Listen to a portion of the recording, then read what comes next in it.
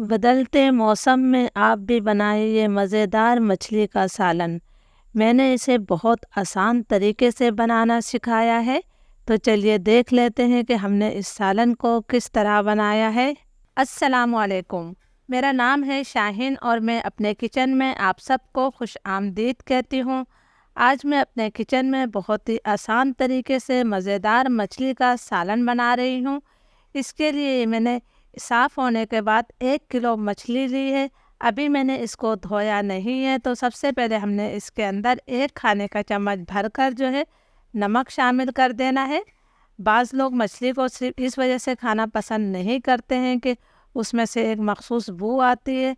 आप इस तरीके से मछली को पकाएंगे तो इसमें बिल्कुल भी बू नहीं होगी और बहुत जायकेदार मछली बनेगी। ये 1/4 कप मैंने वाइट विनेगर लिया है, जिसे सफ़ेद सिरका भी कहते हैं। यह भी हमने डाल दिया है। अब मैं इसको ऊपर जो है अच्छी तरह से नमक और विनेगर को मल देती हूँ। तमाम पीसेस के ऊपर हमने अच्छी तरह से ये दोनों चीज़ें लगा लेनी है। नमक और विनेगर को मैंने अच्छी तरह से तमाम पीसेस पर लगा दिया है। तो अब मैं इसे 10 मिनट के लिए छोड़ देती हूँ। 10 मिनट हो गए हैं तो अब मैं इस मछली को खुले पानी से अच्छी तरह से धोऊंगी। आपने अच्छी तरह से तमाम पीसेस को मसल के धोना है। मछली को मैंने बहुत अच्छी तरह से धो लिया है। आप देख सकते हैं कि मछली हमारी बिल्कुल साफ़ सुथरी हो गई है। कोई ब्लड वगैरह अब इसके ऊपर नहीं है।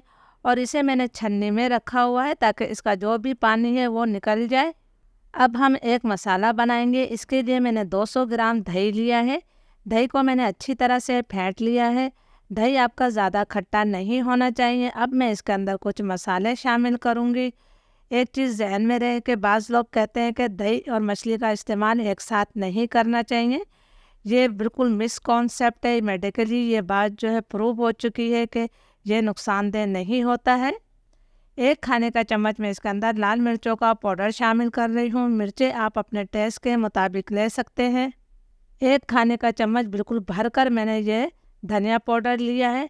ये तकरीबन 1.5 खाने का चम्मच धनिया पाउडर बनेगा और ये घर का पिसा हुआ धनिया है, इसलिए आपको थोड़ा सा दरदरा नज़र आ रहा होगा। 1 चाय का चम्मच मैं नमक शामिल कर रही हूँ। नमक अगर हमें कम लगा तो हम बाद में भी डाल सकते हैं। आधा चाय का चम्मच मैं इसके अंदर जो है हल्दी पाउडर शामिल कर रही हूँ। अब तमाम मसालों को हमने अच्छी तरह से मिक्स कर लेना है। जब हम दही में मसाले मिला देते हैं तो दही के फटने के चांस बिल्कुल भी नहीं होते हैं। लीजिए जी, मसाला हमारा तैयार है। मज़ेदार मछली का सालन बनाने के लिए मैंने आधा कप से थोड़ा कम सरसों का तेल लिया है। मैं हमेशा मछली का सालन जो है सरसों के तेल में बनाती हूँ। सरसों के तेल में बहुत मज़े का सालन बनता है। अगर आपके घर में सरसों का तेल इस्तेमाल नहीं होता है तो आपके घर में जो भी तेल इस्तेमाल होता है आप वो ले सकते हैं। तेल को मैं बहुत अच्छी तरह से गर्म करूँगी कि इसमें से खूब धुआं निकलने लगे। सरसों का तेल हमारा बहुत अच्छी तरह से गर्म हो गया था, इसमें से खूब धुआं निकल रहा था। तो 2 मिनट के लिए मैंने चूल्हा बंद कर दिया। अगर इतने गर्म तेल में हम मसाले डालते तो मसाले हमारे जल जाते। अब मैंने चूल्हा दोबारा जला लिया है। तो मैं इसके अंदर शामिल कर रही हूँ 1/4 टीस्पून मेथी दाना। मेथी दाने से बहुत अच्छी खुशबू और जायका आता है। मेथी दाने को आपने सिर्फ चंद सेकंड तक ही फ्राई करना है, बहुत ज़्यादा फ्राई नहीं करना है वरना कड़वाहट आ जाएगी। मेथी दाना हमारा फ्राई हो गया है। तो अब मैं इसके अंदर प्याज शामिल कर रही हूँ। ये मैंने 3 दरमियाने साइज़ की प्याज ली थी, जिसमें थोड़ा पानी डालकर पेस्ट बनाकर मैंने शामिल कर दिया है। प्याज को मैं अच्छी तरह से फ्राई करूँगी ताकि प्याज का कलर जो है लाइट ब्राउन हो जाए। प्याज को मैंने 3-4 मिनट तक भून लिया है। आप देख सकते हैं कि प्याज का कलर तब्दील हो गया है। तो अब मैं इसके अंदर जो है 2 खाने के चम्मच अदरक लहसुन का पेस्ट शामिल कर रही हूँ, इसलिए कि हमारे पास जो है 1 किलो मछली है। ये मैंने 1 खाने का चम्मच डाल दिया है और ये मैंने दूसरा खाने का चम्मच भी डाल दिया है। अदरक लहसुन को भी मैं 1.5-2 मिनट तक भून लेती हूँ ताकि अदरक लहसुन का कच्चापन ख़त्म हो जाए। अदरक लहसुन हमारा अच्छी तरह से भुन गया है। तो अब हमने जो मसाले दही में मिलाकर रखे हैं वो मैं शामिल करूँगी। थोड़ा सा बाउल को हिलाते हुए हमने मसाला डालना है। मैंने मसाला डाल लिया है। थोड़ा सा मसाला अब भी बाउल में लगा हुआ है, तो मैं थोड़ा सा पानी डालकर उसे भी निकाल लूँगी ताकि कोई भी चीज़ हमारी ज़ाया ना हो। ये देखिए जी, इसको अच्छी तरह से हिलाकर हमने तमाम मसाला निकाल लिया है।